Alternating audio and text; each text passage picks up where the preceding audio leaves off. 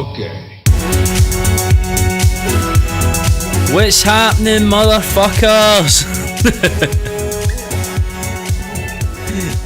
That was in like a total attempt to change up the opening, because every time I think about how I'm going to do the opening, it's always hello everyone. It's always going to be the same. So I'm just trying to switch it. So it's happening, motherfuckers. Thanks for coming back to episode 3 of the podcast. Hope you enjoyed the second version. Like I said, it was a bit more looser. We got a little bit freaky with it. You know what I'm saying? I thought it sounded just infinitely better. Just kind of, I know that it was, with being a bit more loose and not sticking to the plan, it was a bit more kind of, it was a bit more stuttery in places, but, you know, we're going to work it out. We're going to work out these little chinks in the armour, and we're going to make it sound fucking amazing. So anyway, as we always start, shameless plugging. You love it.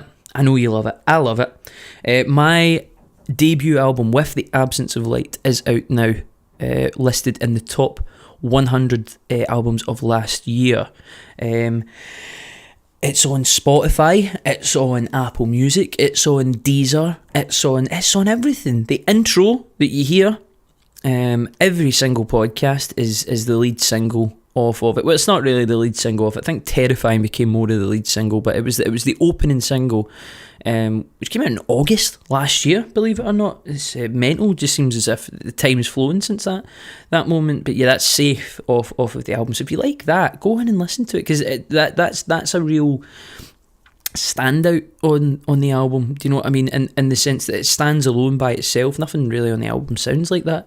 So go and listen to it. Go and have a wee go through it. You can also go and listen to my debut EP, which is Robots and Machines, which is more poppy, and if you're into that kind of thing, you've got that too. Want to follow me on Instagram, where I post daily, usually just talking pish. You can follow me at Craig Russell Horn. If you want to go on Twitter, which is where I just kind of, I don't know, I don't use Twitter as much now. I kind of I'm trying to use Twitter a bit more. I kind of got very, very early engagement for me as an artist on Twitter, and I feel like I've neglected it a little bit, so I'm going to go back to Twitter more.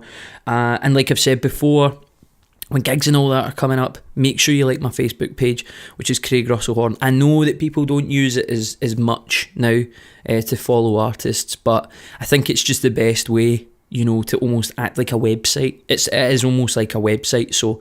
and there's going to be stuff coming up there very, very soon, so make sure you're on that.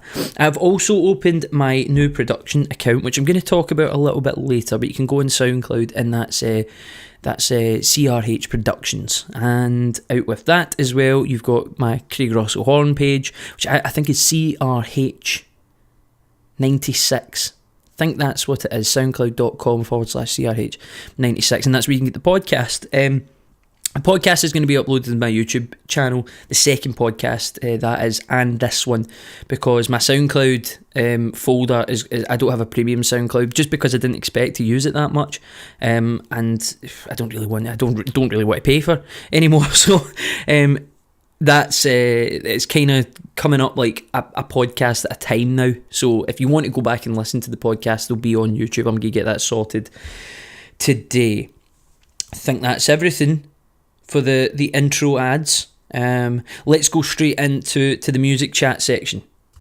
Okay, so last week I spoke about how I was getting into filming this promotional material thing for the EP that isn't my EP sort of thing. Remember I went on about that? Well, that's going to start tomorrow, so it's going to be a very, very busy week for your old dad. So that's getting filmed tomorrow. I'm thinking about, I'm going to post a picture on my Instagram on my story of what I'm going to be strapped into. It's like a chair with with ropes. I'm going to get tied into a chair, and I need to break out of it. And when I say I need to break out of it, like I'm doing some fucking Houdini shit. We're not going to camera fuck about with it. Do you know what I mean? Like, put me in the chair and look to struggle for a bit. No, I'm going to need to break out of it. So, you know, method acting and all that. So you're going to see that, and that's going to be for one of the records that's coming up. So that's going to start tomorrow, which is going to be great. I really, really want to get into filming this for this project that's coming out, because I think it sounds fucking unreal. Like, it sounds brilliant. So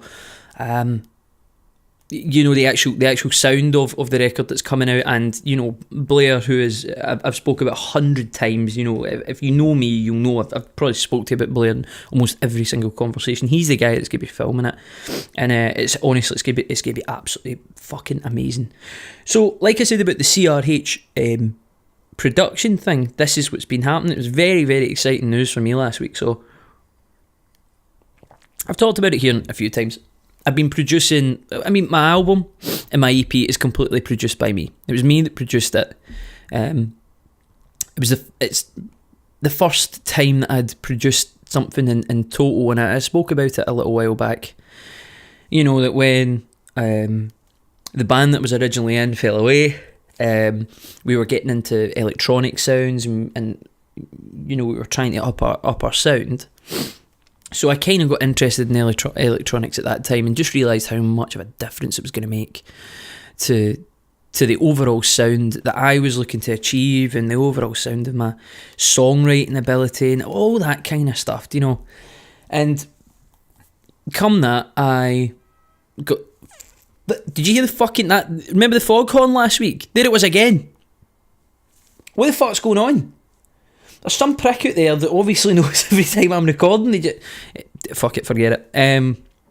What the fuck was I talking about? See, this is why you don't record anything in inner city Glasgow, because you just get let down by some prick outside somewhere. The fire brigade aren't here this year. They will probably be here this year, but they haven't been here today, so we don't need to evacuate for that purposes. Back to the production thing though. So yeah, so I started to learn about electronics and started to, you know, deal with all that kind of stuff. And then as the band fell away, I was like, right, well, I've learned quite a bit about electronics now. I kind of need to push this a little bit further, so you know, since April 2017 I just kind of learned how to produce and all that sort of thing. And I've now got to a level, you know, like I said, I've been working with Billigate Waves, and I've been working with Jordan, and I've been working with other artists, you know what I mean, for now quite a bit of time. And now I'm going to take production much more serious, you know. I think that I brought out Robots and Machines, which is me attempting to make a commercial record, and doing so using the very limited knowledge I had of electronics and the very limited knowledge I had of production. And I then took that to With the Absence of Light, where I just kind of let every chain came off, and I went, right, this is like guitar. This is like I was originally trained in guitar. That's my original instrument. And it was like, now what we're going to do is like, it's like when you learn your first, like you learn Smoke in the Water, right? You know, dan, dan, dan, you learn that, and then you work from that, and then you start to learn chords and all that. That's essentially what Robots and Machines was. It was the very early part of learning how to do this. And then when it got to With the Absence of Light, that was where it became, how would you say, I don't know, just kind of letting things go a little bit. Do you know what I mean? Like, just letting being more expressive with, like, if it was in a guitar sense, you know, being more expressive with guitars and things like that, and just learning how to do pitch bends and all that, and just doing things that were a little bit interesting. And I feel like that's what I done with The Absence of Light.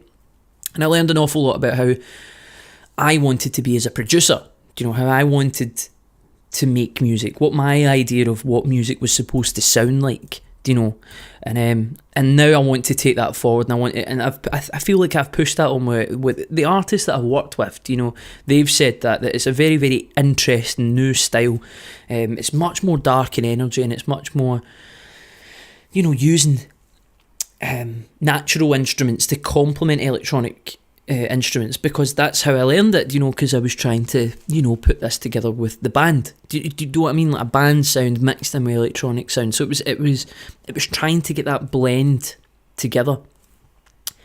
And, you know, that's how I feel that I've now settled myself as a producer, you know. And you'll hear it when, like, I remember last week I was talking about the new record that I'm going to bring out probably in like 2020, hopefully. You'll hear it in that as well. It's much more based on, right, let's take a very natural sounding instrument, let's say a piano, let's say a guitar, and now let's mix it in with the with the sonics of electronic music. So because I now feel very comfortable as a producer, I've now put together this production page, and what I've done is I've put a production folder together, which is just stems that I've made, probably, I'm trying to think, probably since maybe the middle of 2017, you know what I mean, like after the release of Robots and Machines, and it was just stuff that I built on and always went back to, and every time I've went and listened to them, I've thought, whoa, I really like that beat, that's great, that's brilliant. But essentially what I've done with it is I've looked at these tracks for months and months and months, tried to make them work and think, oh, that could be on the next record, that could be on another record, that could be... And it's never worked. I've never been able to complete them.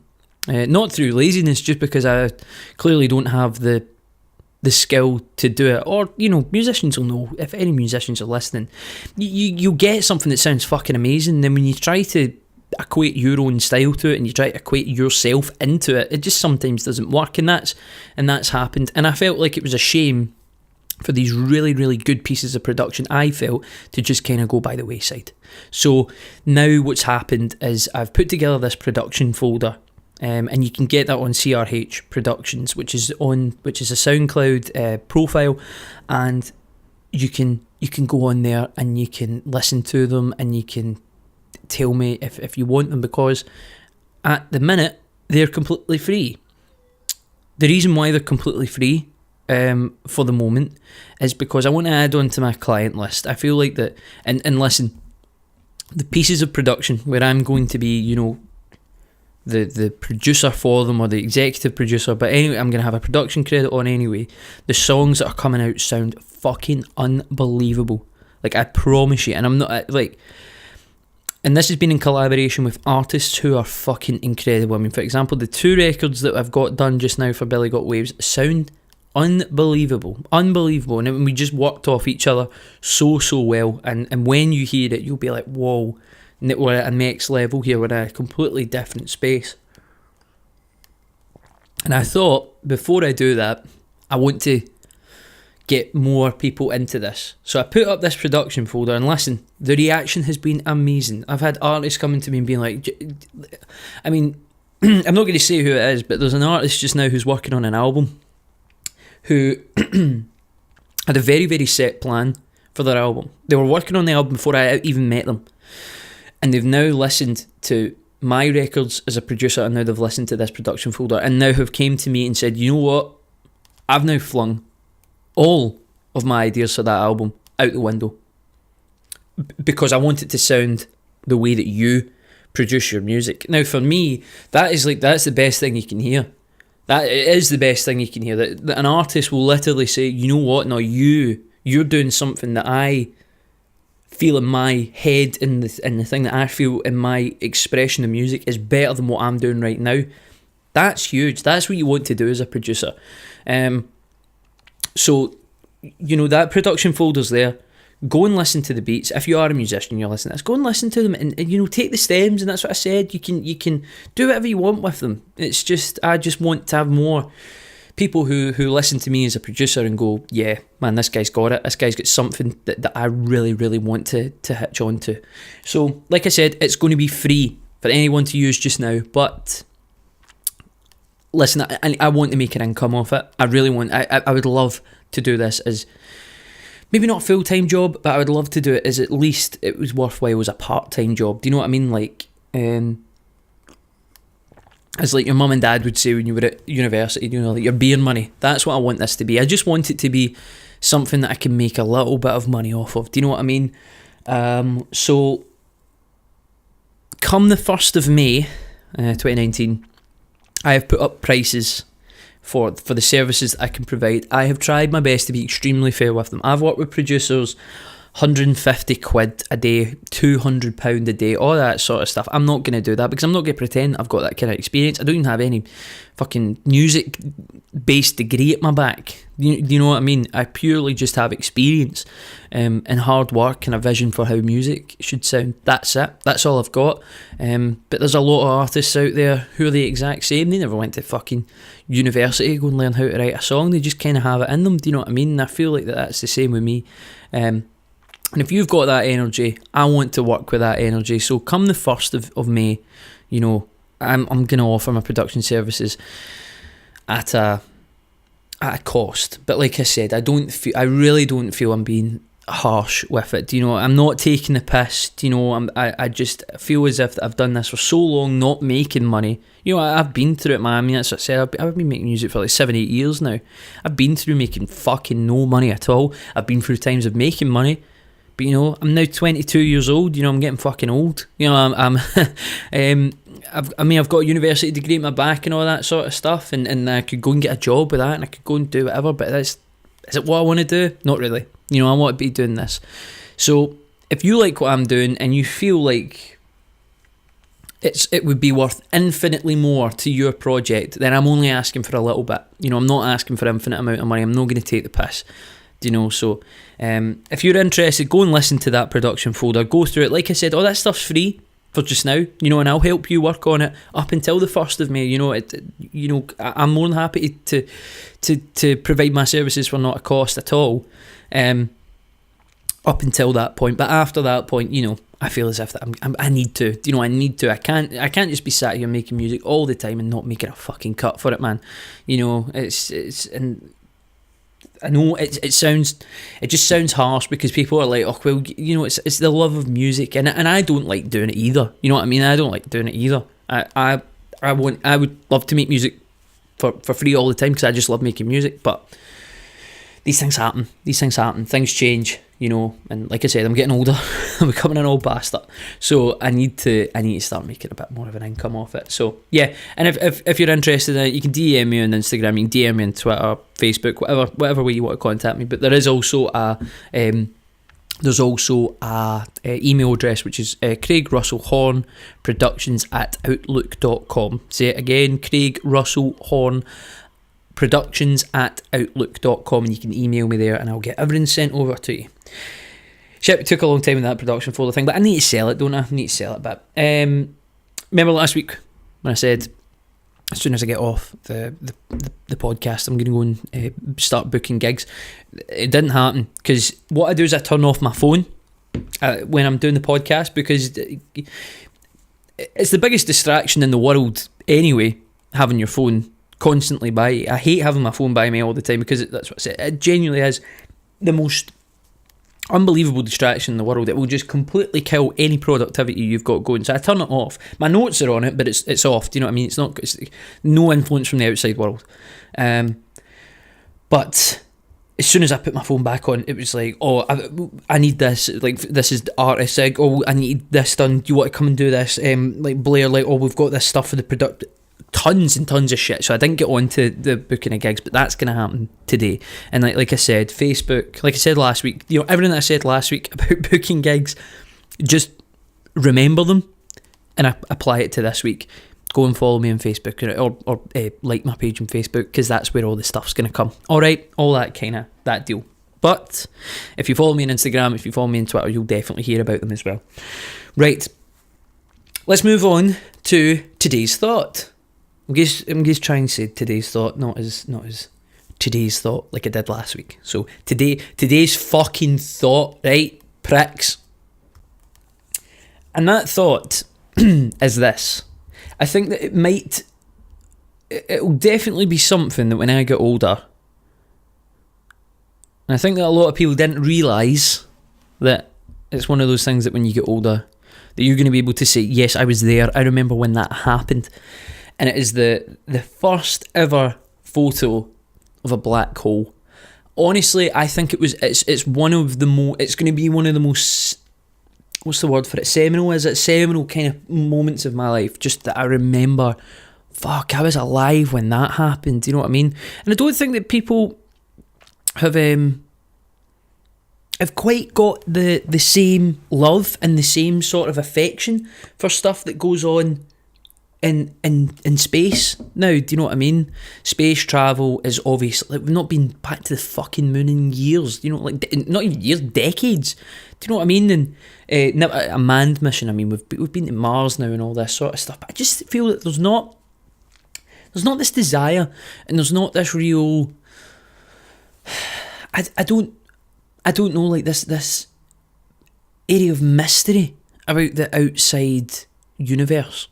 And I wonder if it's just because of how technology is here. You think back in 1960, was it 1969?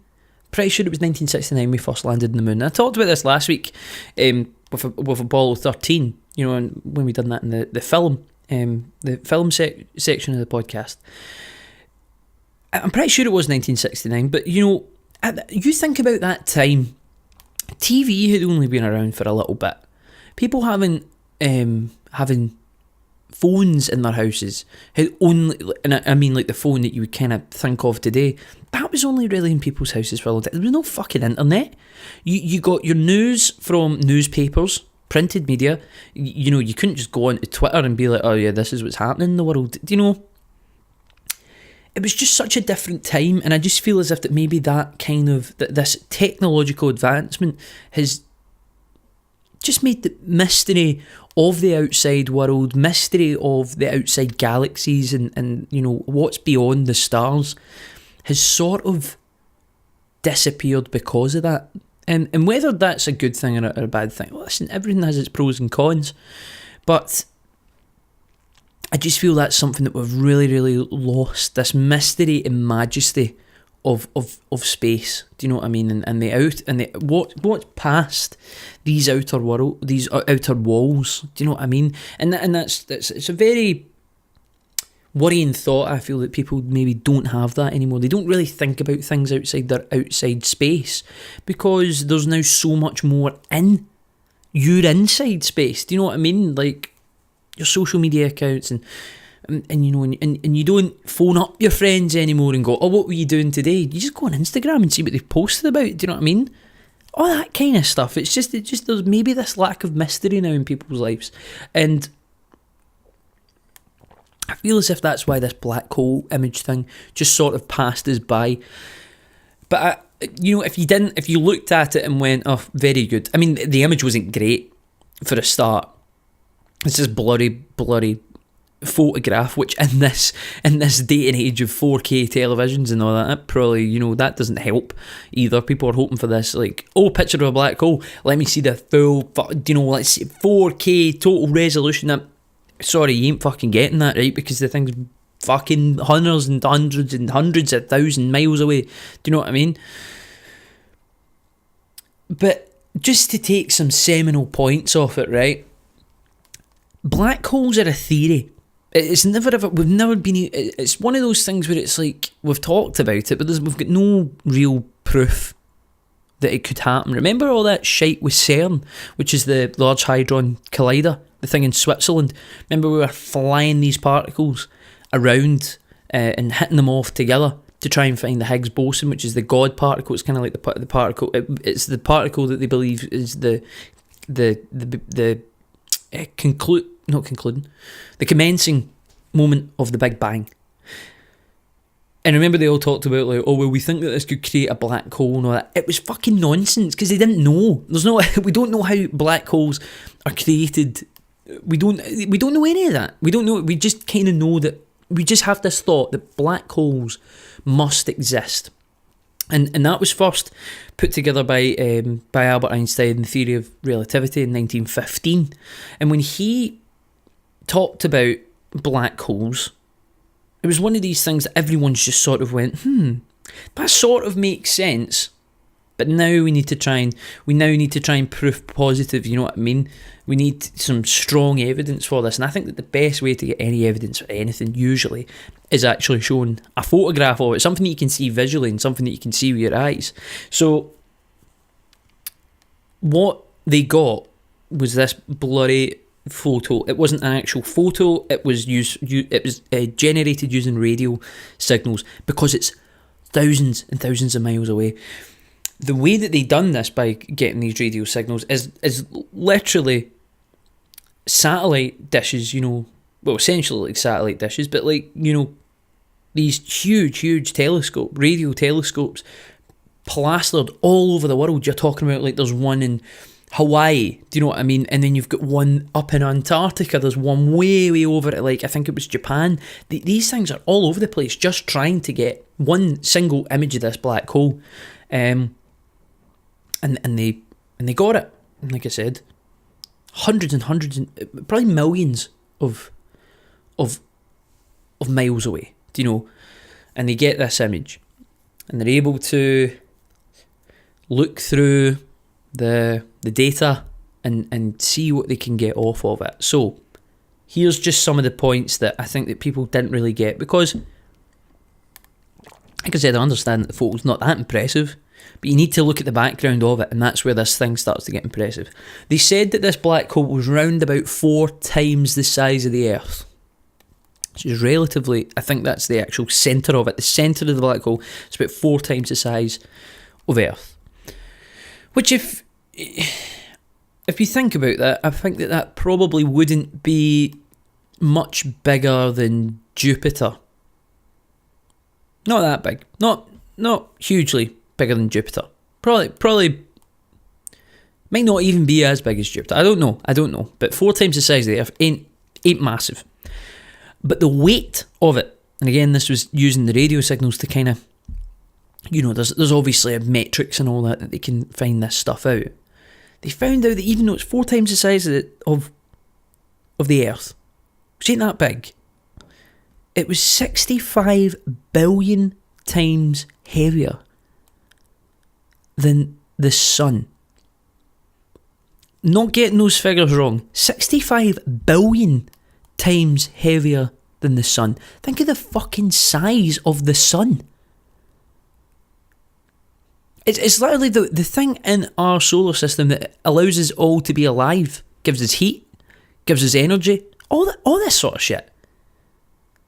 Massive. It's fucking huge. If the Sun was to explode, which is what happens when stars die, which is where you get the supernova effect, it would burn up the whole solar system, all the way up to, well, technically,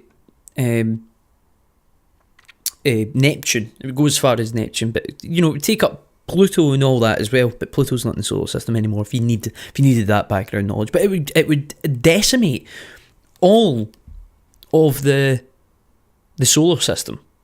That's how powerful this thing is. It's so big, this mass of energy. And you're talking about something that is 4 times the size of Earth, definitely not as big as the Sun. It's 65 billion times heavier than it, and has such a heavy gravitational pull that light cannot escape from it. Light actually can't get away from it. It pulls in light energy. I want you to imagine, just to give you a thought experiment. If you're listening to this right now and you've got a light in your room or your house, or let's just say you're walking about and you see a light from a lamppost, right?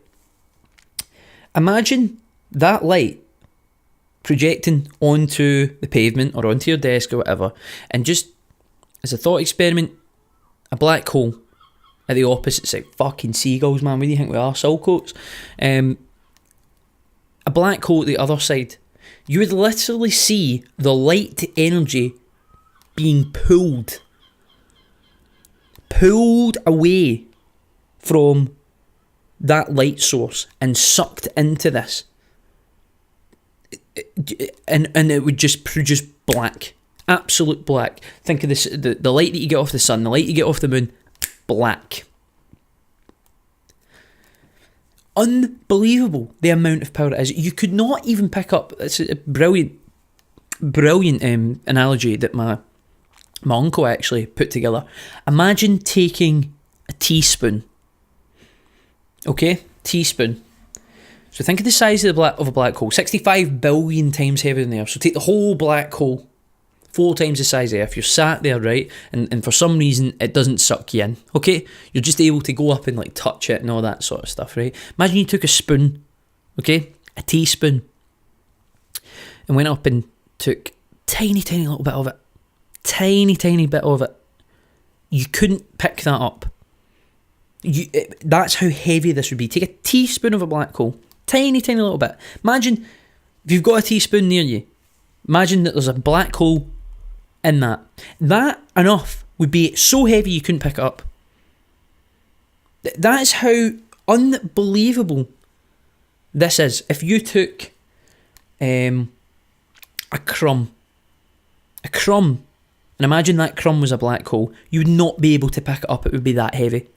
It's utterly unfathomable. That's the thing about this, and that's what makes it so amazing. And I put it on my Instagram when the photo was released, and I said, if you need anything in this world to realise that your insecurities, your fears, everything that you think about yourself, every worry that you have in your life, if you want to think of how how minuscule all of those things are, look at this photo of a black hole. Look at the power that it displays. And that's in the midst of your universe. If you want to think that little insecurity, like, people get it all the time, you're going out and like, my hair doesn't look good today, all that sort of stuff. Think how small that is in the actual power that runs the universe. Think how small that is compared to this huge display of power that light can't even escape from it. It's absolutely incredible. I think it is one of the most amazing things that we've ever been able to see as a human race. And like I said, I don't know what it is. Maybe it's just the way that we are set up today. We're such a communicative. We're such a well-connected. There we go. Do that. Such a well-connected species now that I just think that these things, these mysteries, these displays of power in the universe don't affect us as much anymore. And I think that's a real shame, because what we seen was out of this world. See what I've done there? Out of this world, what we just seen. And I will leave that for today's thought.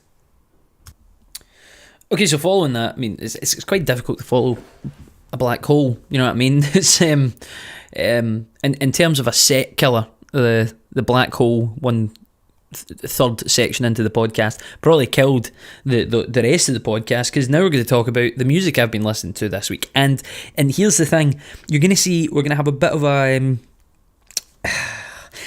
poor run here, because most of the other sections I've not really done this week, and I've been so busy. Like I said, I mean, look at the fucking have an eye into my life here, right?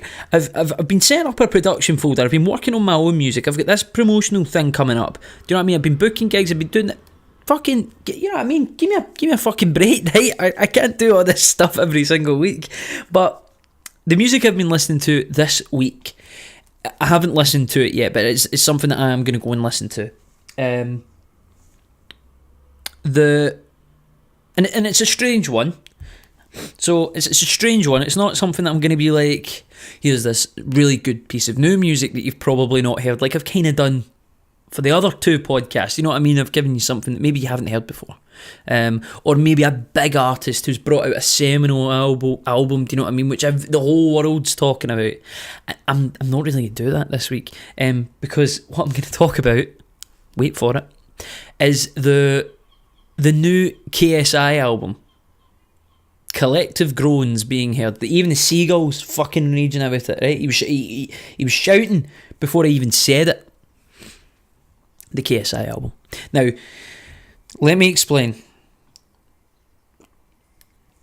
A sip of coffee for this. I have I've spoke about. I do a TV show section every single week, right? But I have pretty much from quite early in my teenage years realised that TV was just bullshit. Like, and what I mean is the actual idea of television was fucking bullshit. It was just, sitting about for adverts. You get the same programme 6 or 7 times that everyone watches. The Voice, The X Factor, Britain's Got Talent. Same fucking show, just with tiny little changes to it, right? But still they lap up millions and millions of views. Strictly Come Dancing. Whole load of well-paid celebrities doing fucking dance routines, and we all sit there and go, well fucking done.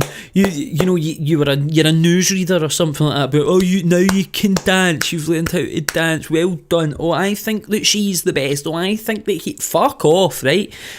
fucking bullshit, man. And that's what I mean. That's why I always talk about things like Line of Duty, Fleabag, Love, Death and Robots. Like, this fucking amazing stuff that you get on television, but still the stuff that pulls in the huge viewing figures is all this pish, right? And I got sick of it. I get fucking sick of the television, and that's why I've said, anyone who's been in conversation with me about this, the TV will die in my lifetime. The TV will die. Everything's going to move to the Netflix model, to the YouTube model, to the Twitch model. And like I said, I seen that from a very early age. So, with that, I started to watch a lot of YouTube, and KSI was one of the guys who I just liked. I like watching gaming stuff. Do you know what I mean? Like, even to this day, like Lemmy doing his gaming stuff purely just for his personality and to be playing. For him to be playing a game that's interesting, do you know, I like doing that. It's one of those things because I've always been very, very busy.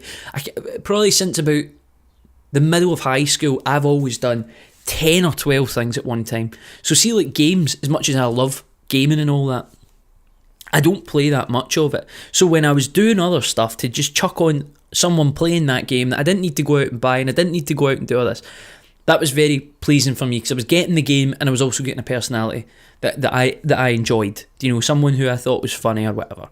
And KSI was one of those kind of first people that I started watching on YouTube. Now, KSI then made his venture into music good couple of years back, and holy God, it was shite. It was shite. See, Lamborghini and all that. I'm not even going to play you the song, right? But if you've heard it, you'll know how fucking terrible it was. And I was like, oh, this guy needs to he needs to walk away. Just stop. It's like the way that everyone on YouTube now is like the whole boxing thing and the diss track culture. Not fuck all that. That's not what I came here for. So when KSI started doing music again, if you know what I mean, like upping again to do more music and not doing all this Lamborghini pish and all that, I was kind of like, fuck this. I'm not going to listen to it. But then I gave it a shot, and you know what? It ain't that fucking bad. It really ain't that bad. In terms of rap music, it's not fucking Kendrick Lamar. You know what I mean? It's not Kanye. It's not that.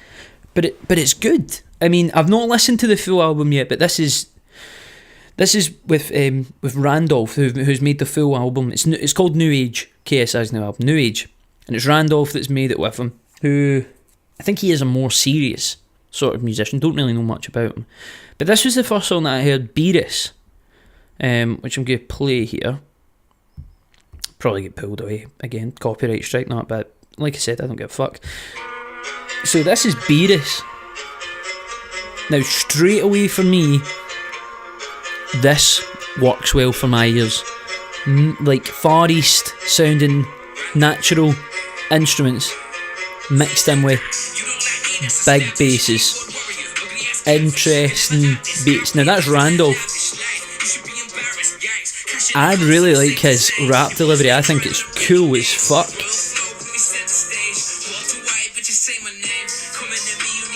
Do you know what I mean? I think that sounds fucking brilliant. And I didn't expect this from a guy who really isn't a musician. Do you know what I mean? KSI. Here's another one.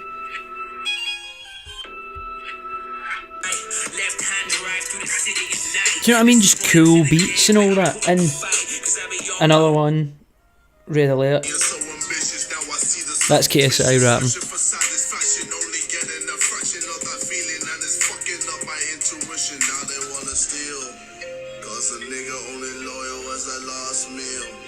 And I just think that it sounds great. I mean, what you need to retract from your idea of this is that KSI has been on YouTube and all that, and he's a personality, and he's someone that a lot of people will know about. Do you know what I mean? And will already have preconceived conceptual ideas of him. You know, I think you need to kind of remove that. You need to remove that album that they've just released is an independent album. So they're two independent artists. So if you look at it in that way, independent artists, they went from doing stuff on YouTube, fucking about, playing FIFA and all that kind of stuff, to then going and doing this album. And it sounds good. And if that was any other independent artist, I would be like, that's a fucking great record. But people maybe don't give it the same credit that it deserves just because it's two YouTubers. Do you know what I mean? Do you get what I'm saying? It's like if some... I mean, we see it all the time. You know, like some TV star who's like releasing their debut album and you think, fuck off, like fuck this. And I've done that times before and I've not really given it a chance. But just because I like KSI's personality, like I said, I kind of seen that they seen something, that TV's going to die. And if we can make content and bring people over here and we can run the show, I kind of respect that. So, you know, when they brought out these singles for the album, I was really, really impressed. I thought production sounds great. I think it's Randolph that produces all of it as well. So, remove all the preconceived conceptions you've got of this and think, just go and listen to it and think, what, if I heard this is an independent rap record, what do I think of it? And I think it sounds good. More than happy to recommend it. So, that's your music for you. Let's move on to films I've seen. Which, spoiler, I've seen fuck all.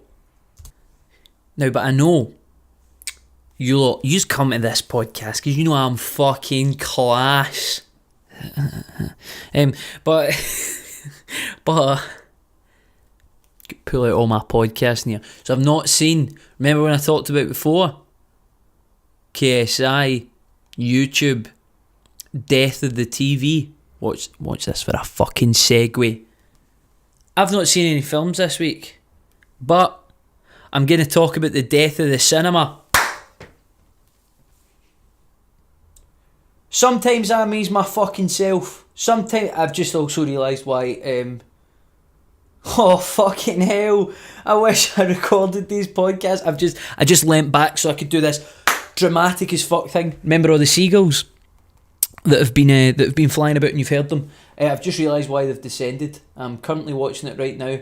A squirrel has been ran over by outside and they're now picking apart it's dead, deceased, destroyed. Oh, fucking hell, that is disgusting. Oh fuck, no, fuck it. Entrails all over the street. Fucking hell. Oh, there's like 10 of them. Oh, Jesus Christ. Nature, you're scary. Anyway, back to the incredible segue. What was it I was talking about? Great at this podcast and then get distracted by seagulls. Oh my god. Oh, fuck. Don't shake it about. Fucking savages. Anyway, Jesus Christ.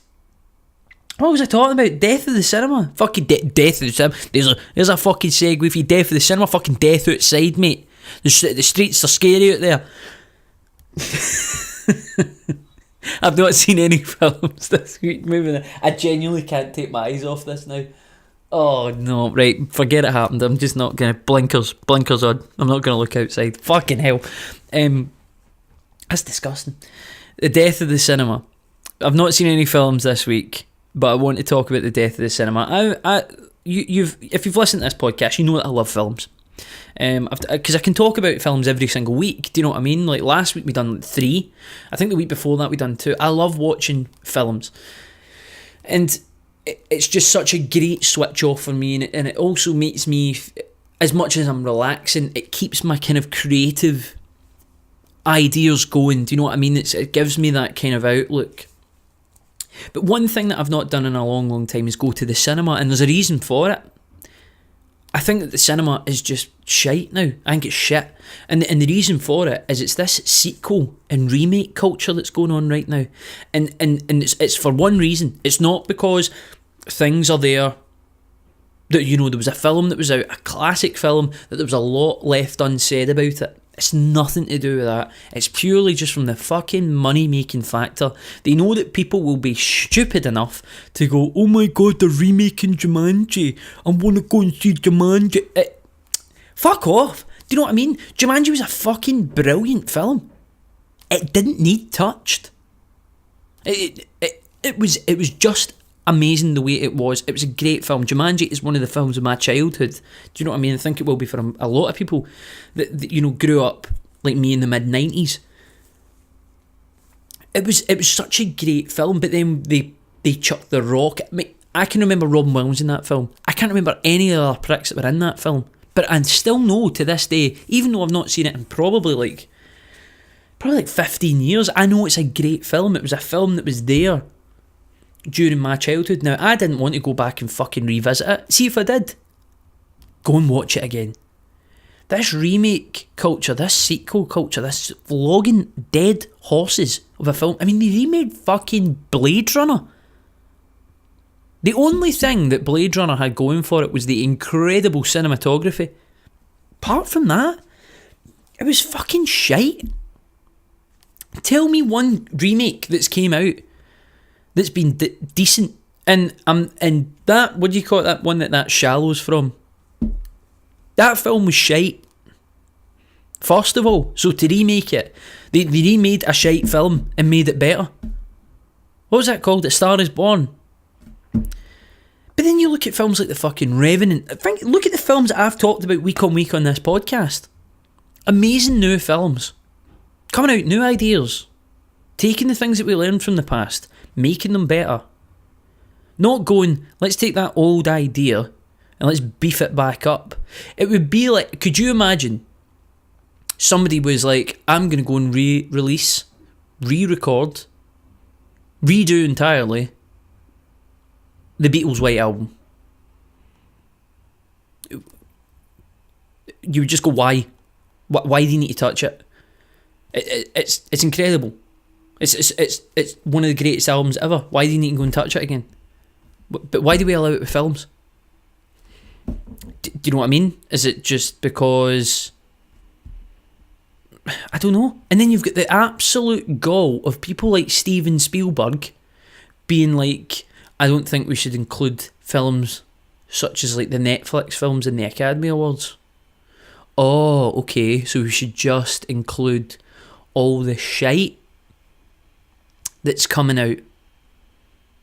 Oh, is it because when you go to the studio with a new idea and say, I've got this film, they're like, oh no, we can't make that film because we're making fucking Blade 7 or the fucking Star Wars thing, man.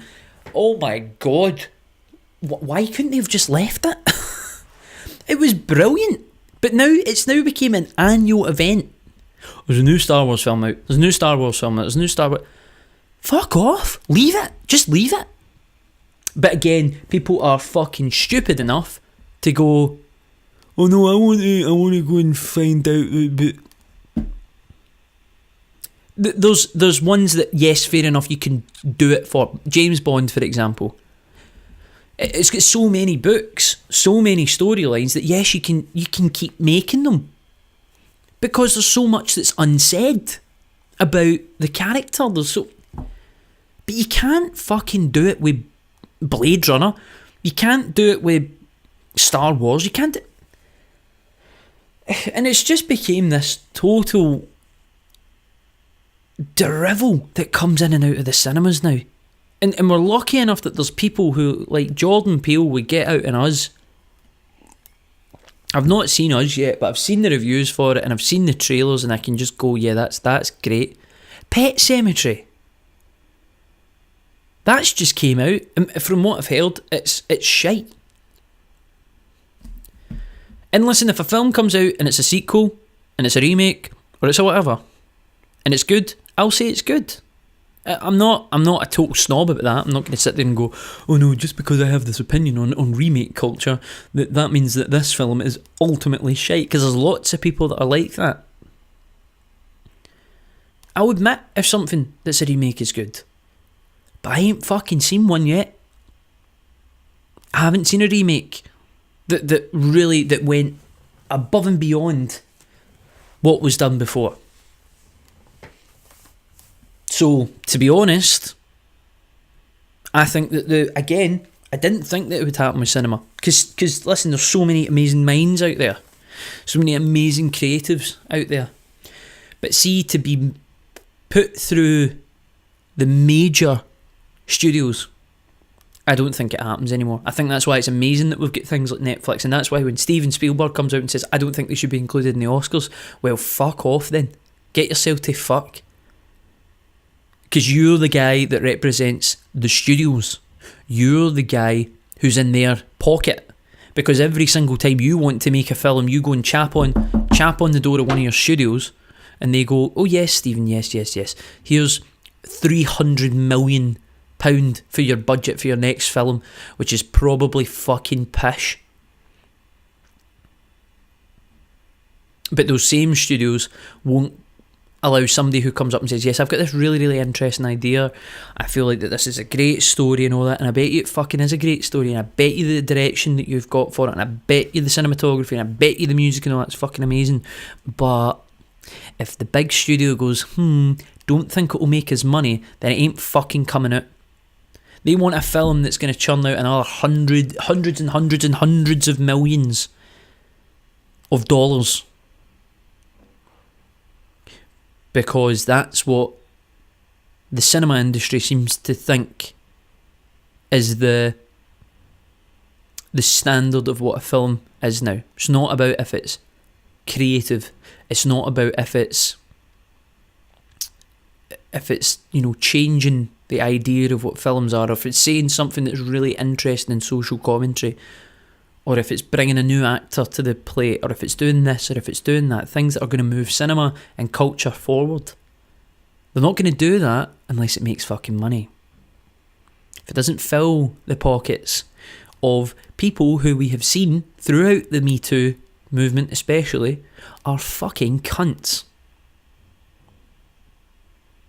So see, when you turn up to go and see the remake of some film, some classic film that just should never have been touched, remember whose people's pockets you are lining. These narcissistic wankers that enclose the zip code of Hollywood. That's the ones you're paying. But what about the student filmmaker who spent years and years going through all their degrees and all that to then get to the end of it and go, you know what? I've done this for so long. I think I can make something that's great. You won't support that, will you? But I hope that you would. I hope that the people who listen to this kind of podcast get the same feeling as me, that they would go and watch an independent film, because then it will be something that's new and something that maybe they haven't seen before, and something that will actually expand their own mind as well as expand the culture of what film is there and what it's supposed to do. I hope that people would do that. But if you want to go and just fill the pockets of the big Hollywood agencies, which if you look over the last couple of years, not been the nicest of cunts, have they? Not been very sound, have they? Maybe start looking at supporting independent cinema, looking at new ideas, challenge your own preconceptions. Every single time you sit in that seat and pay the astronomical prices now that cinemas pay for, or do you want to go and sit there and watch Jumanji again, or Blade Runner again? Totally up to you. Not going to be here to tell you what you should do, but I've got an opinion on it. Don't know if I made that clear, but I've got an opinion on it, and I would hope that people would share that opinion with me. Not trying to change your opinion. You do you. But I just think that people need to understand how you push culture. If you pay money to the big Hollywood pricks who are quite happy to, say that some struggling or some up-and-coming actress needs to, come in and suck them off so that they can get the lead role in a film, or do you want an independent cinema sort of person who goes, no, I'm taking you on for your talent, not because I can see some sort of sexual desire out of you or whatever. Because if you keep paying for those films, that's what you're going to keep getting. Harvey Weinstein, how much does the Weinstein Company make now? After all that, probably still a fucking shit ton. They took him off the books. But did they though? Did they? Things that you need to ask yourself. Things you need to ask yourself. Anyway, fucking hell, we went dark, didn't we? Went from black holes to KSI to then talking about... Oh, Jesus. Right, TV shows for this week. Okay, so for the TV shows this week, again, I'm kind of continuing on series that have been happening recently. So I talked about last week, Line of Duty. I think that Jed Mercurio, who's the guy who writes this, was talking about it, who writes Line of Duty, writes The Bodyguard as well, was talking about it in last week's podcast. I think that he's really gone above and beyond himself with this new series of Line of Duty. I think he's just bending so much of this story out, which for the last 5 seasons, you know, he's been building up to, which is amazing. Do you know what I mean? It's total testament how good he is as a writer. But yeah, this series is great. It's really, really good. I think that he's just crafting out this amazing story that he's done since series 1 of Line of Duty, and now it's just coming to this total top level. I don't think it's the best series that he's done, but in terms of the actual completion of the story, I think he's getting... I don't know if this is the last series of Line of Duty, but it certainly seems as if it is. He seems as if he's concluding the story that he's been writing about for the last 4 seasons. So I watched the latest episode last night. We're recording this on Monday afternoon as usual. So I watched the latest episode last night, which is episode 3, and he's just... I'm not going to give any of it away, but wow, he's doing a brilliant job of it. And it's everything about the show. It's the way that he writes the characters. Hastings in it is one of the best TV characters that I have seen in a long time. Ted Hastings, who's the head of the AC-12 task force, which is what the whole series has been centred around. Oh, he acts it so fucking good, man. You just totally buy everything that he does, and the character has so much depth in it. That's why it's so good. And the way that, that's what I said, the way he delivers it is absolutely amazing. So if you haven't seen Line of Duty, and I'm really trying to push this down people's throat, but just go and watch it, man. It's on Netflix every season, and season 5, which is on right now, is also there too. So just get involved with it, man. It is so good. And yeah, listen, you won't regret it. You won't regret going back over it. Not going to talk about Game of Thrones and all that, because I don't watch it. Sorry. I know that in a TV thing, you should be talking about Game of Thrones, should be talking about The Walking Dead and all that. All these big programmes that have been around for a number of years, but I don't watch them. Sorry, can't talk about them. Fuck you. So the one to talk about though, which I don't think I've spoke about this in a podcast at all. I don't think I've spoke about it. I don't think I ever spoke about watching it publicly. It's the Grand Tour, which, if you don't know, is the new Top Gear. And I'm talking about the Top Gear that, if you're of the same age as me, will remember Jeremy Clarkson, Richard Hammond and James May. Jeremy Clarkson sacked from the BBC for hitting the producer, or a fracas. I remember that at the time, they called it a fracas. He hit a producer over some stupid reason or whatever. Listen, Jeremy Clarkson's...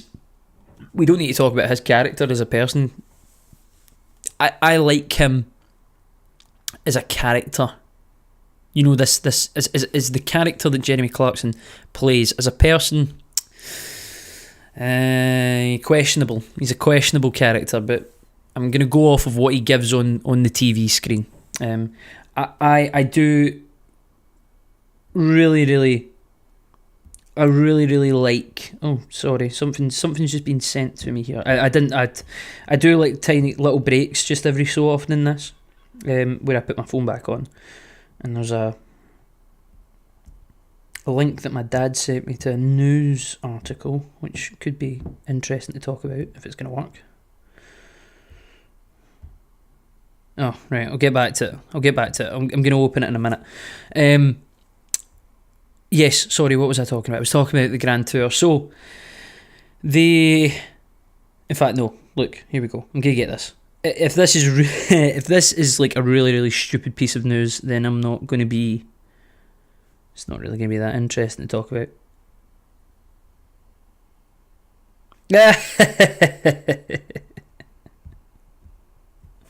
Oh, oh.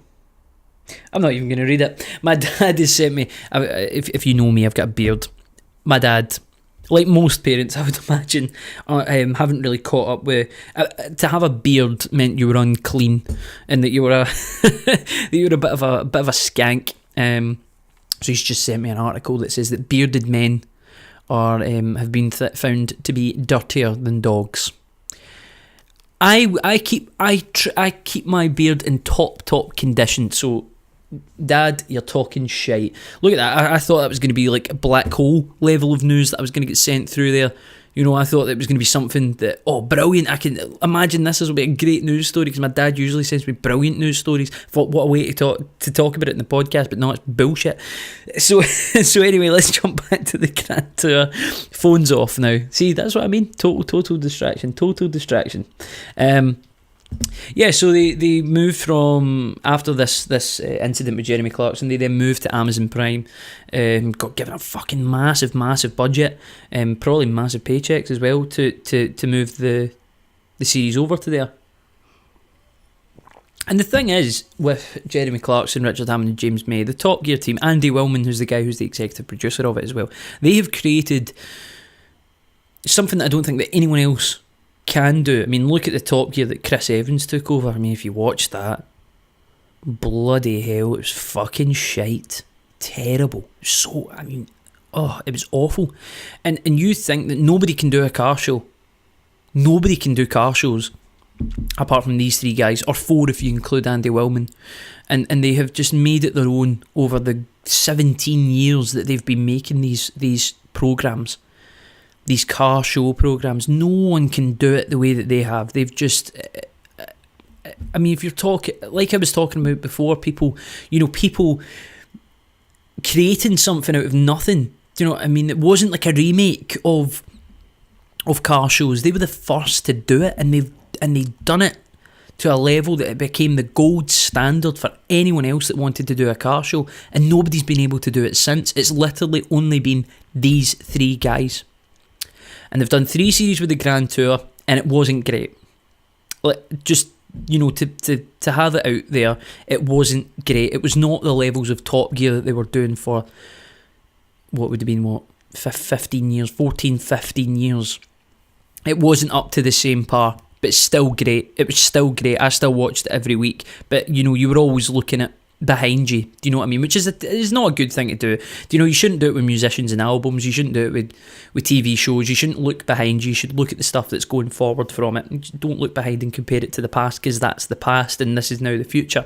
But when they got to Amazon, it did kind of fall back a bit, and it wasn't as great.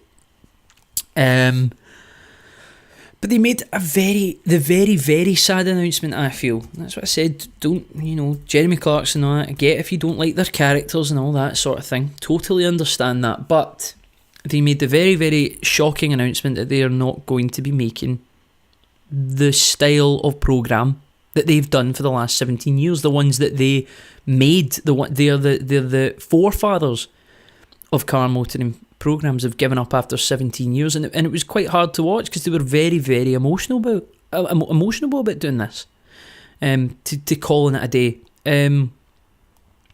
They're going to continue with Amazon, and they're going to make specials, which is what they've done throughout their years of making the car programme. You know, the Vietnam specials and the Syrian specials, and they've done all this sort of stuff. They've done it for years.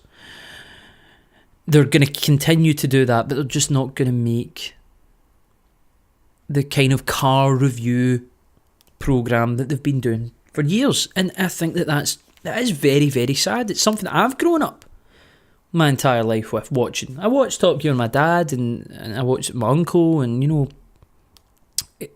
I don't drive, but I have a total interest in cars. I love cars. I'm a big F1 fan as well. You know, it's definitely became a massive, massive part of my life, and I think that they should be applauded for what they've done, not what they are as characters and all that. I understand that you can have that problem with them, but I really think that these guys should be applauded for being the the unbelievable forefathers that they have been for car motoring programs. And I think that there's a lot of people out there whose love for cars still to this day has came from those guys, and they deserve all the credit in the world for that. So, happy retirement to them, retiring that idea of the shows that they've done, this audience style, the live show, the car review programs.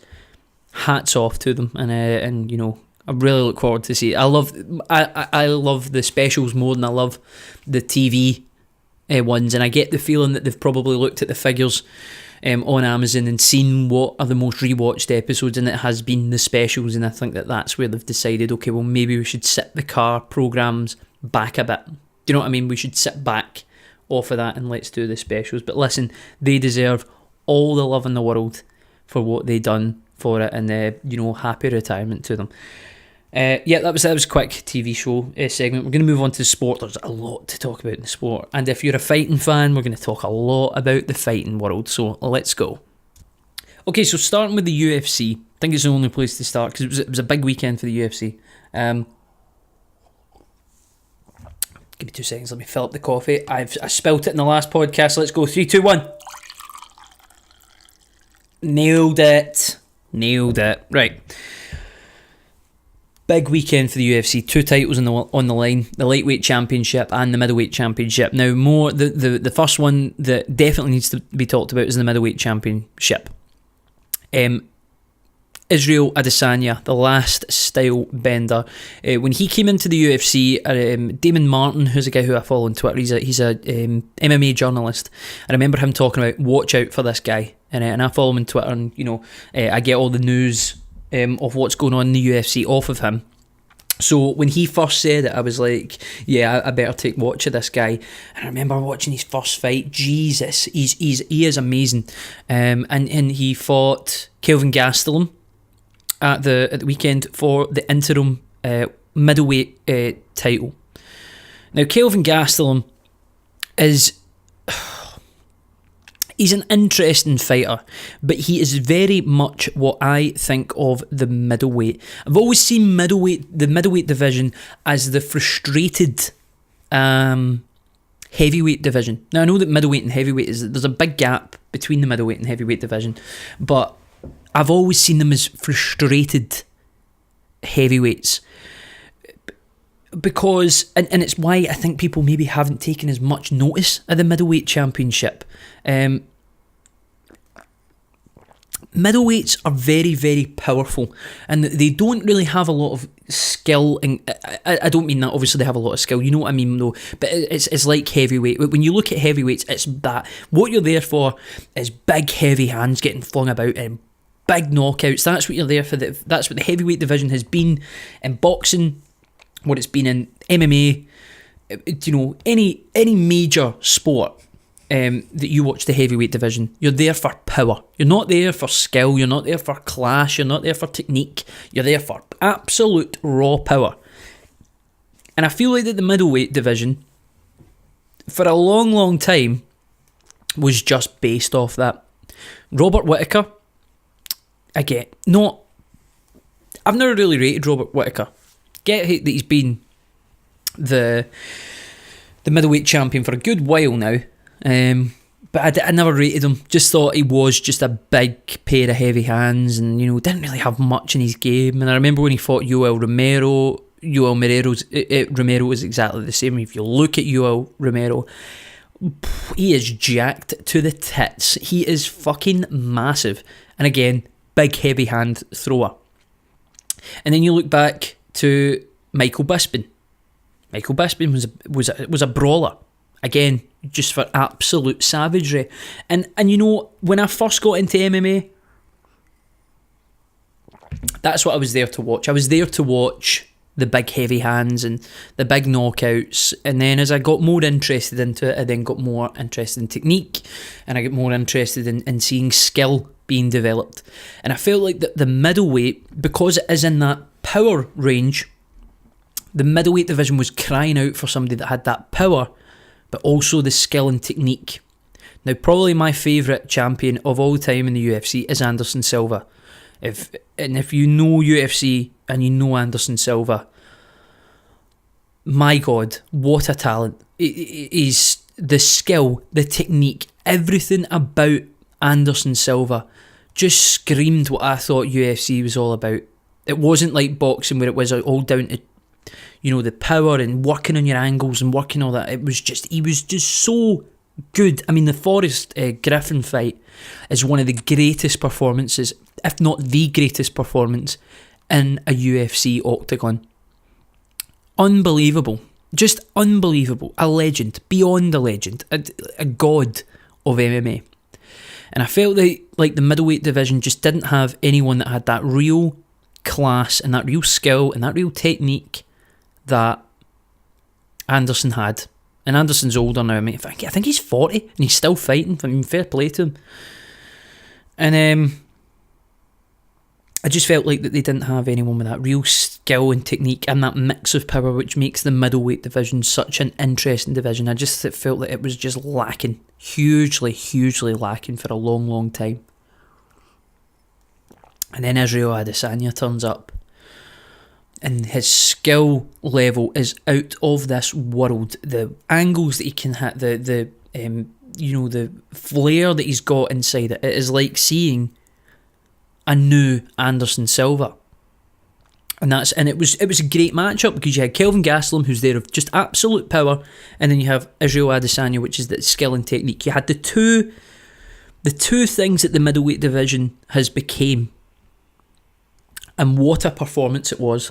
Like, what an unbelievable performance it was by Israel Adesanya. I mean, that 5th round was insane. Just the way that he was able to fling up jabs and, just pull elbows out. No, he was outstanding. Absolutely outstanding. And I think that he's a fantastic champion for the middleweight division. And I would love to see him fight these big names. And I think that he will put every single one of them on their arse.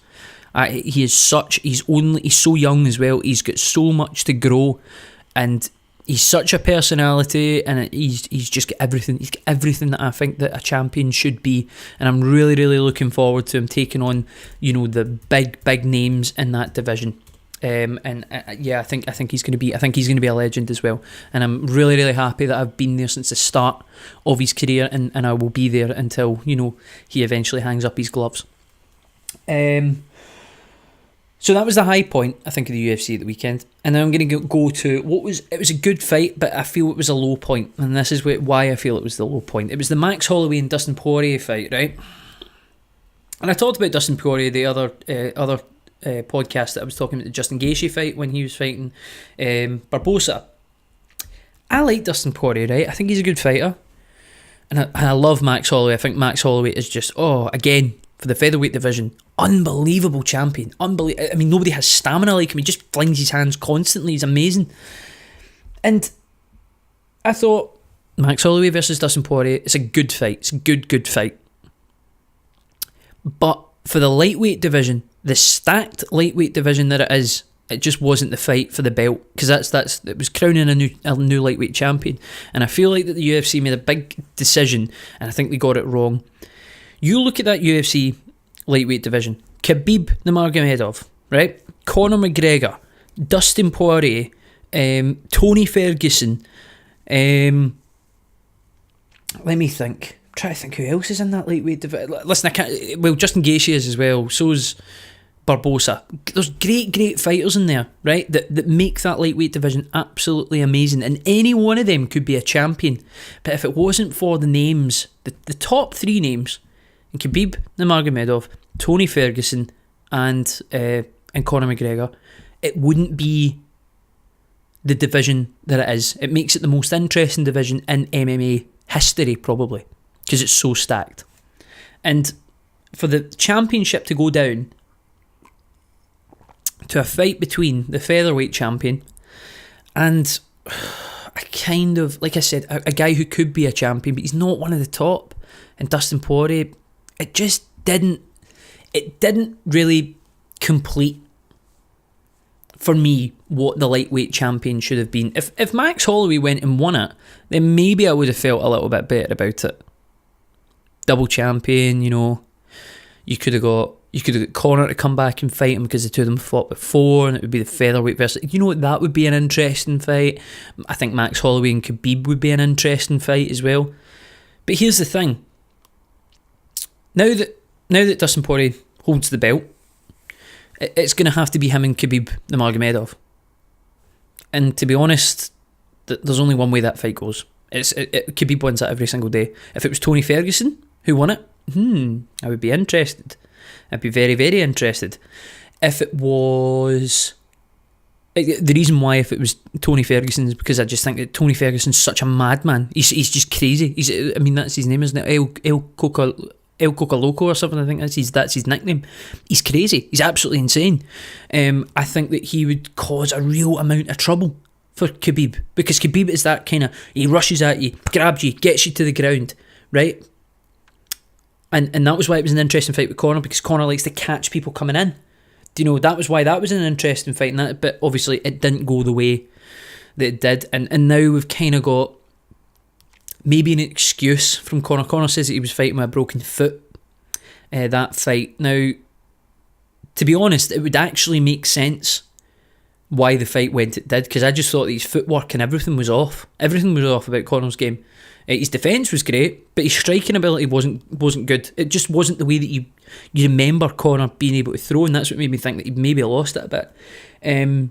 But that actually, I don't know if it's it might be just a lie. But to be quite honest, I don't think it is. I think it makes sense that he was fighting on a broken foot, because now when you look back at the fight, the things that you noticed make sense. But the thing is, sorry, to go back, it was Tony Ferguson. You know, you've got Tony Ferguson, he's just, he uses that one, what's it called? Wimchuk? Wimchuk, is it? Wimchuk is like that things that you see in the karate films. You know, you hit it and it spins around. It's made of wood. You know, and it's like, and it's that kind of old karate style. He uses them in his training. Hey, do you know what I mean? It's crazy. Just like these really, really interesting little pieces of training things that he does that makes him into this strange, versatile fighter. I think that he would have given Khabib a lot of problems if they fought. Conor McGregor as well. Conor McGregor fighting, like I said, now to take in this maybe that he was potentially not fit. I think that you would need to see that ran back again just to see him at full potential and see if he could catch him on the way in and see if he would be able to get a shot off and all that. I think that you can, with knowing that knowledge, you can maybe reschedule that fight. You can rebook it, and you can actually make it a bigger fight than what it was. You know, because it was a domination. But you know, you need to take Conor at his word for that. And recently, with what Conor's been doing, you can't really trust him with anything. I mean, I've said it in the last couple of podcasts. He's really went down in my estimations. But still, it makes an interesting fight nonetheless. And then if Max Holloway had won it, Max Holloway is quite like Tony Ferguson. It's quite interesting, but he's not at that level of absolutely crazy level. I think that he is interesting though. And the thing is with Max Holloway is he has the best, 100% the best stamina out of everyone in the UFC. I've just never seen him look tired. Never ever seen him look tired. And I just feel that, you know, Khabib, the way that he works is he pulls you to the ground and beats and beats and beats and beats on you until you're just sapped to your energy, and then he picks you apart. I don't think that would happen with Max Holloway, just because I've seen his stamina. You know, maybe it would, but what I'm saying is, going into the fight, you would think this is an interesting matchup. But now when you look at Dustin Poirier versus Khabib, it doesn't look a fight to me. It really doesn't look a fight. I think it would just be an absolute domination. Again, like the Conor fight when Conor's allegedly fighting on a broken foot. And it doesn't excite me. It would just be right. So it's like now we're like, okay, Dustin Poirier is the champion. So now what we're doing is we're sitting about and waiting until Khabib comes back. And let's say that they give Tony Ferguson the fight. Tony Ferguson would beat him. Easily beat Dustin Poirier. I'm telling you that right now. Conor, if Conor's fighting fully fit, he's already beaten Dustin Poirier before, and he bet him hard. He bet him really hard. Like that's the fight where he catches him with a left and then just starts flinging hammer fists into the side of his head. And I think that it would probably happen the same way again. I mean, I'm more interested in a Dustin Poirier fight versus Conor McGregor than I am Dustin Poirier versus either Khabib or Tony Ferguson. So maybe they could make that happen. Maybe they could make that happen. And then, let's say Conor wins it. Then when Khabib comes back, then the two of them can run it back again. And again, if Tony wins it, then we could see Tony and Khabib eventually when Khabib comes back. I don't know. But I just felt that it fell very, very flat. Because we ended up with the champion, and listen, he deserves the championship. Like it's cruel, but you kind of need to think about it as in that business sort of sense. Max Holloway was put in that fight for him to win. That was the reason why he was there, and he didn't. And we've ended up with a champion that, when it really comes down to it, style versus style, it's not gonna work. I don't think. And Khabib, Tony Ferguson or Conor McGregor, if they fight Dustin Poirier, will become the champion. That's just it. And maybe what we all thought that Max Holloway would look like at lightweight just didn't happen. Maybe that's what it was. But yeah, was fairly disappointed with that. Fairly disappointed. Anyway, that leaves the UFC back for a bit. Moving on to boxing. Fuck. You know what I'm going to talk about, don't you? If you're a boxing fan, you know what I'm going to talk about. Big sip of coffee for this one. Vasily Lomachenko.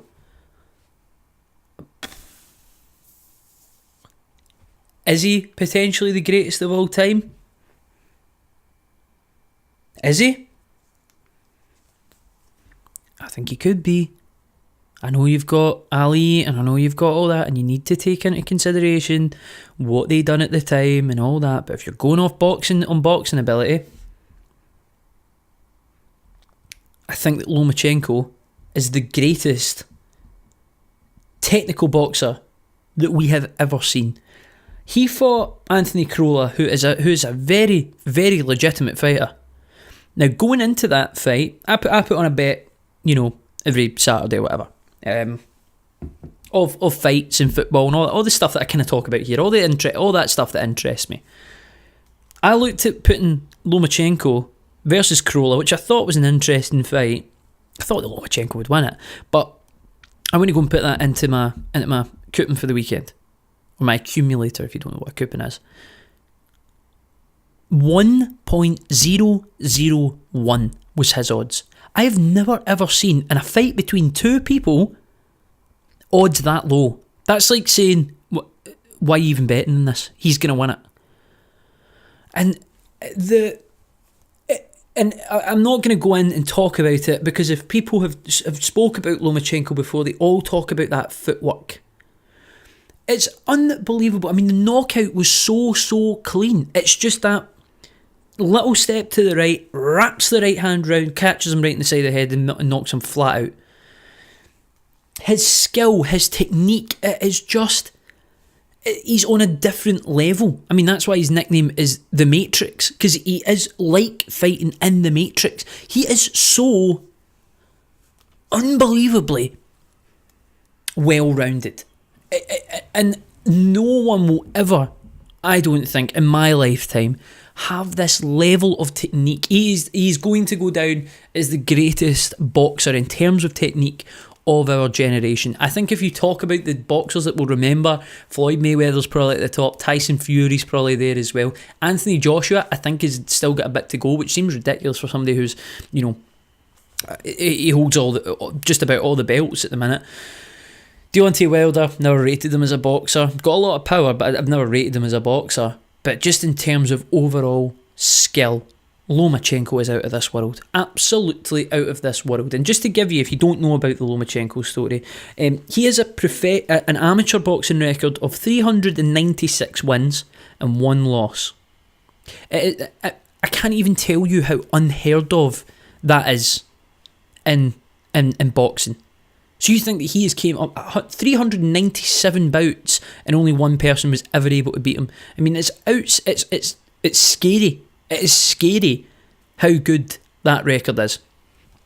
And then he takes a couple of years out before moving to boxing, professional boxing, because his dad says to him, we need to work on your footwork. And he puts him in Ukrainian dancing. That's where he's from. He's Ukrainian. He puts him into Ukrainian dance classes. So he gets to like a semi-professional level of being a Ukrainian dancer. Now you take in dancing footwork, mix it with the power that he's got as a boxer, mix it in with the skill that he's already got as a boxer, which he showed in his amateur record. You've got a serious fighter. A serious fighter. Someone that everyone should be scared of. And he showed why everyone should be scared of it. So if you want to go back and watch that Lomachenko fight, holy shit, you're in for a treat. In for an absolute treat. One thing I'm just going to gloss over quickly. Tiger Woods winning the... I mean, like, literally, as quick as it can be. Tiger Woods winning the Masters after 11 years. Holy shit. That is incredible. What a 11 years of a difference since he last won a Masters. You're talking about a guy who went from being the greatest golfer in the world to then falling flat in his face to then come right back and win the not right back, but build his career back up to win the Masters. In terms of comeback stories, there ain't much better than that. And listen, Tiger Woods, greatest boxer, greatest golfer of our generation. Literally, that's it. I don't know much about golf, but that's an incredible golfing sporting story. So I'm just going to quickly skip over that. I've talked about Celtic quite a lot in the podcast. Again, I'm going to go over this. Celtic win 3-0 at the weekend to beating Aberdeen to get into the final of the Scottish Cup. It scares me because I think that Neil Lennon's now going to become the manager. Because you kind of need to sit there and go, he's not lost a single game, so how can he not get the manager since he's been there? But we don't look good under him. We really don't look good under him, and it worries me. It does worry me. But on another thing as well, I something that I really hate. There was 2 semi-finals on over the weekend: Hearts versus Inverness and Celtic versus Aberdeen. Now, the Hearts versus Inverness game was shown on terrestrial TV by the BBC, but the Celtic game was shown on Premier Sports, which is a pay-per-view sort of package sort of thing. And I just think it's absolutely ridiculous that the SFA are selling off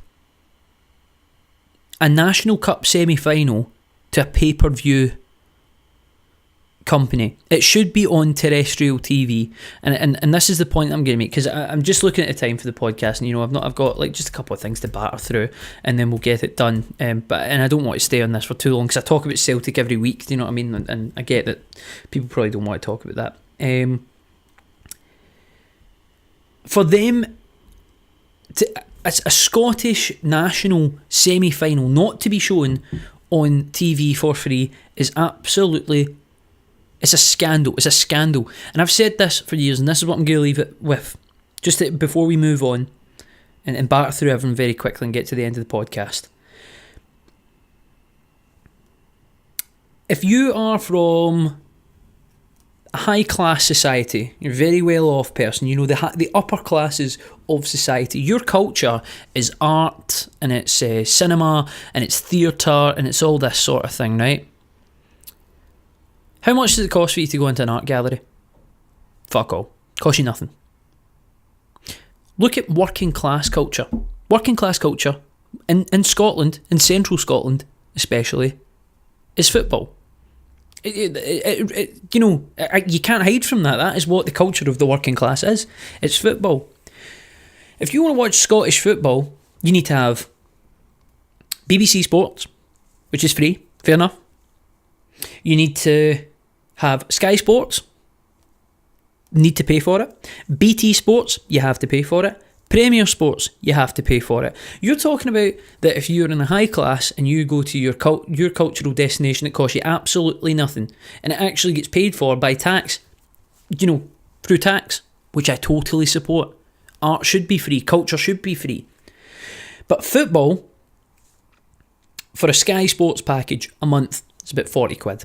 For a BT Sports package, it's about 30 quid. So, we're now up at £70. And then to add Premier Sports to those 2 sports packages you've got is 10 quid. £70 a month. And that is the price of the working class culture. Quite ridiculous. Those seagulls are still eating that squirrel, by the way. But it's quite ridiculous, isn't it? I think that's shocking. I do think that's absolutely shocking. But yeah, I'll leave it at that. Just get back through everything quickly, just to the end. That's what I said. We're now at an hour and a half of the podcast, and I don't really want it to be much longer than that. Upcoming gigs this week. I'm not going to do what I usually do for the gigs, purely just because on Thursday at Broadcast, my one of my favourite clients, best client that I've got, because he's amazing, and the things that we're going to make together are going to be unbelievable. Belly Got Waves is playing Broadcast this week on Thursday, which is going to be, let me get you the date, Thursday the 18th of April. So definitely get down and see him. I don't know if he's going to play any of the music that we've been working on. I would hope he is. I really hope he is, but I don't think he will. After that, that's all I'm doing for the gigs. I'm not going to tell you about any other gigs. I want you to go and see my guy. Sorry, but that's how it's going to go. Fuck you. Food that I've eaten this week, I went back to Istanbul. Remember the place I was telling you about with the chicken kebab? Went up to the boy and I went like that, and I said, listen man, I was in here a couple of weeks ago and I got a chicken kebab. It was amazing, but I want to try something new. Would you recommend? And he went, a lamachan. I went, what the fuck's a lamachan? He went, oh, just you wait. Holy shit, this thing was like the size of my arm, right? It's like a pizza sort of thing, but it's Turkish lamb mince with like the salad dressing and all that, you know, the kind of usual stuff that you would get, then rolled up into like a wrap, and it was the length of my arm, and it cost me £5. And it was £5 for honestly a mammoth of food, and it was probably about the thickness of my arm as well. So the length and the thickness of my arm, like holy shit, unbelievable. It tasted absolutely incredible. So I mean, I've talked about Istanbul 100 times now, it seems. Just go and either get that chicken kebab or go and get that lamachan. Didn't try any beer this week, but I'll tell you what I did move back onto, and this is just to end the podcast. What I did went back to is I had a pint of Tennent's for the first time in a long while. Tennent's is shite now, isn't it? See, since Heineken took it over and they've changed the recipe, it's terrible. It's a gassy nightmare. It's this constantly growing pint. You can take like 5 huge gulps of it, and the head, because there's so much gas going through it now because Heineken have changed the recipe, obviously, it just constantly grows and it just tastes shite. It's just terrible. I have no idea what they done to Tennent's, and it's a shame because like we call it in Glasgow vitamin T. Get a wee bit of your vitamin T. Tennent's, fuck your vitamin T because it's pish. Right. Fucking I can't believe I'm leading the podcast in that. Fuck your vitamin T because it's pish. Right. Listen guys, thank you so much for coming back and listening to the podcast. I'm loving doing this. A lot of people are talking to me about it and saying that they're enjoying it too, and I love that. That's exactly what I want to do. So with the outro ads, let's go. My new album, With the Absence of Light, is out now. You can get it on Spotify, you can get it on Apple Music, you can get it on Deezer, you can get it on every single streaming platform that you can imagine. Make sure you go and listen to it, please. Top 100 records of 2018. It's got to be alright, doesn't it? It's got to be alright. Make sure that you follow me on Instagram at Craig Russell Horn. Make sure you follow me on Twitter at CRH_music. Make sure you go and get onto my Facebook page so you can get all the gig announcements and all that sort of stuff. That's Craig Russell Horn, and you're looking for the picture of the guy singing in the balaclava. That's me. And also to add into this, my new production folder, where I'm going to be doing all my producing stuff. You know, hopefully this is going to be a new big thing for me, maybe even a new career for me, which would be an absolute dream. You can go onto CRH Productions on SoundCloud. We've covered a lot today, we will cover a lot next week. Thank you so much if you've listened to all 3, I love you. If you've listened to 2, I kinda love you. If you've only listened to 1, welcome, and I love you just the same. If you've listened to none, then you're not going to hear me, so you're a fucking cunt, right? Thank you so much everyone, and we'll speak to you next week. Bye.